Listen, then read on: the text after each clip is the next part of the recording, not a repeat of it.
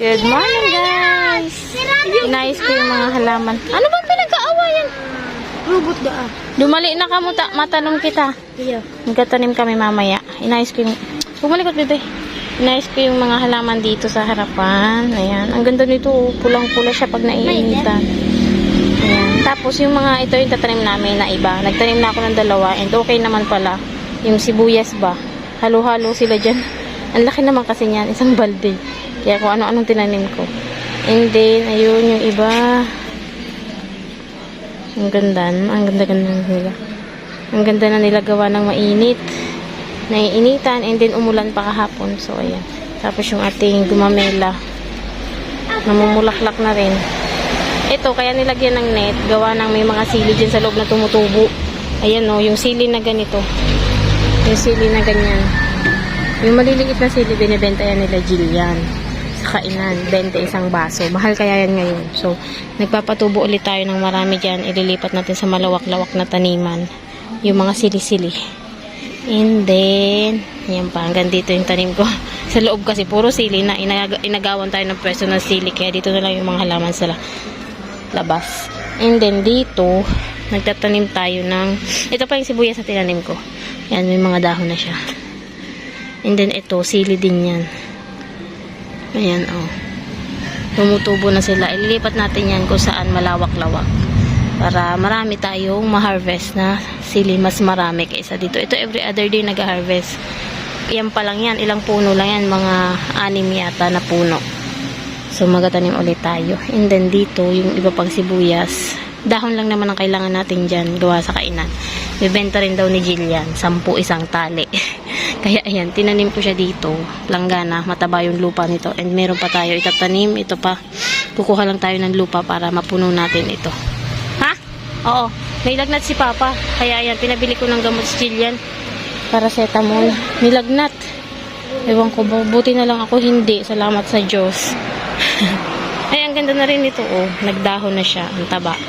Itong isa meron. Sabay-sabay ang dalawang yan. Ang gaganda na ng mga tanim ko. Lalo na dito, oh, ang ano nila, ang lalaguna. Yehey! Ang ganda na. Ang batang makulit. Good morning, guys! Antok na. Ang amos naman ng bata. Pawis na pawis kahit maulan, malamig naman. Ay, itsura mo. Liligo. Liligo. Chicken. Saan yung chicken? Chicken. So, liliguan ko muna bago tayo magtanim. Mag-ano ka mo, ganin itong daga. Papalagyan ko na lang sa kanila ng lupa. Tapos ako magtatanim mamaya. Inayos ko na ni. May planggana pa doon kay ano. Kuha pa tayo ng mga sirang planggana yung tataniman natin. Kasi maganda dito sa pwesto na to. Sobrang init. Naiinitan silang mas. Kailangan nila yun eh. Para tumaba. Ay! Liligo na yan!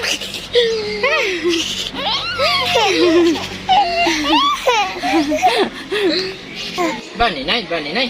Aray ko, bebe. May fresh buko tayo. Sarap. Ano? Ano ning? Sarong ano? Gabos nag-ernom. Dahil masiram. Sira mo?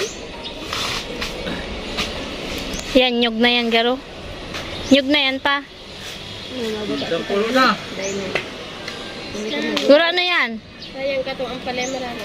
30 saro yung paano 30 saro. Grabe. Yes lang yan. 30. Yes lang. 10 pesos isa. Kasi Dapat lugod sa ibang tao ipapakal para mahal-mahal. talaga ano? Gura ano be? 14 kilo. 14 kilo. Kilo. Kinikilo na rin ang nyug ngayon. Aba? Pinaso din masang kilo. 14 kilo. Hoy! Kinikilo! Di sa kakanan ka doon nakakabakal kami. Sarong sako, 70 kilos garo to iyo. Kinikilo na ngunya ng nyug, bako ng pedaso. Taday man parareho ang size. Para gilang sa kuang barato. Wow. Ayan pa. Yes na. Ultimong mga para luto sa kung nagkukuha. Siya. Ayun. Pinutol na ni Papa pala yung sabao.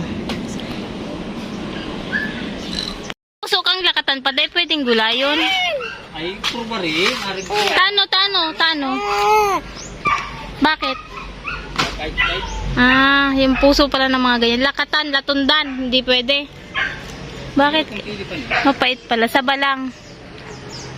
Milo! Para Milo. Natulay siya, oh. Dali na, Milo. Pasikat naman talaga. Hoy. Milo, pasikat man. Dami na rin ang teknik. Para atot man. Ha? Kaya mo pataon. Nag-aatot man yan. Nautot din pala ang aso, ano. Milo! Kataid mo yan. Sige, sige, atot. Sa buhay. Ayun, nandun siya sa may tulay. Hindi na nagpunta mo. Hoy, Eng. Sige. Milo! Aso yan ni Caridad. Pag nahulog ka dyan sa sa ilog. Mayabang si Milo, ah. Manguha tayo ng malunggay. Sinama ko si Kel para may taga-video. Taga-video. Ang kitang pangapalay, oh. Pwede na itong anihin, ano? Pag ganyan na, oh. Bigas na siya. Mga next month siguro, aanihin na yan. Hingi tayong malunggay. Ulam natin ngayon. Pampalakas ng resistensya. At sabi nila, pag bago daw bakuna, yun daw yung mas delikado kasi mas madali kang mahahawaan at mahina daw yung immune system pag bagong turok. So, kailangan natin magpalakas ng ating resistensya. Maggulay-gulay muna tayo ng mga sabaw-sabaw lang. Kuha kaming malunggay and then, sana kung may sitaw pa.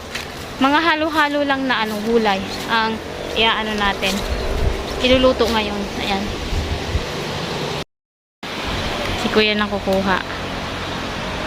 Naku, alis 11 na nga eh. Kanina ko lang naisip na kailangan ganito yung mga ulam natin. Yung nasa dulo, yun yung mas masustansya. Kasi yung green na green, hindi yung talbos. Yung talbos mahina pa ang ano nun. Kaya dapat sa dulo ang kukunin. Tama ba? Buti na lang maraming ganito dito. Ayan, tanglad, masustansya din yan, no? Nagtanim pa lang sila ng bago. Nilalaga yan, tapos iniinom yung katas. Pero para sa mga ano yata yun, para sa mga high blood. Eh ako low blood ako eh. Baka lalo ako maging low blood. Pang pa low blood daw kasi yan, yung tanglad. Saan pa? Ito, ang dami pa oh. Ang tataas. Ha? Ba't ganyan? Anong kayo? Yan, yan oh, yung sa taas. Marami-rami.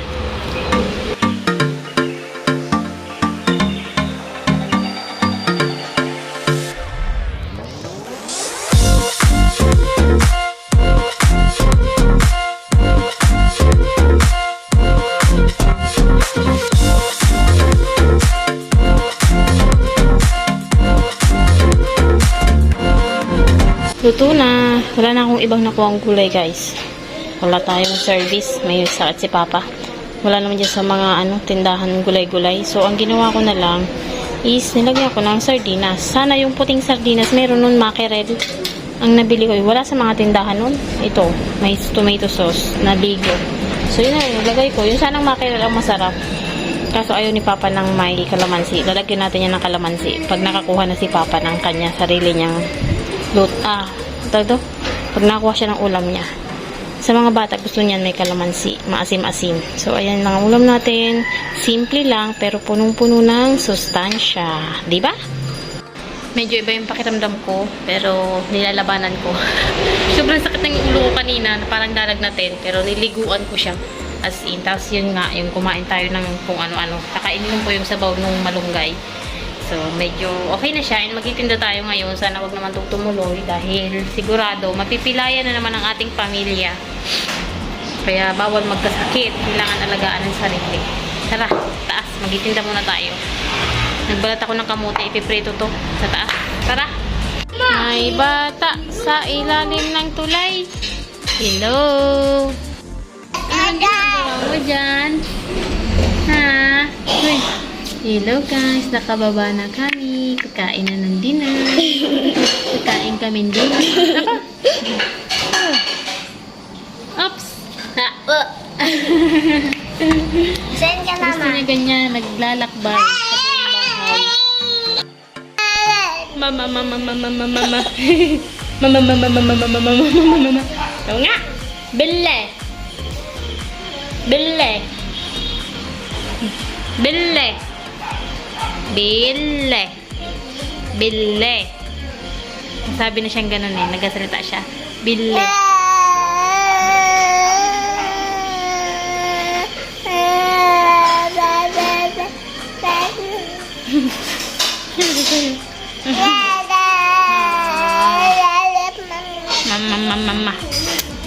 mag-dinner guys. Ang ulam namin masarap. Ginisang repolyo na may corned beef and then dilis. Nagustuhan ng mga bata. So, ubus lahat. Kaya naghuhugas na ulit sila. Ubus lahat ng ating ulam. Si Papa kasi nag-prepare ng food. Kaya dala-dalawa yung ulam. Pag ako nag-prepare, isa-isa na. Pag siya, dala-dalawa ulam namin. Ganyan siya mag-prepare. Pero masarap. Sobrang sarap. And then, anong gagawin natin?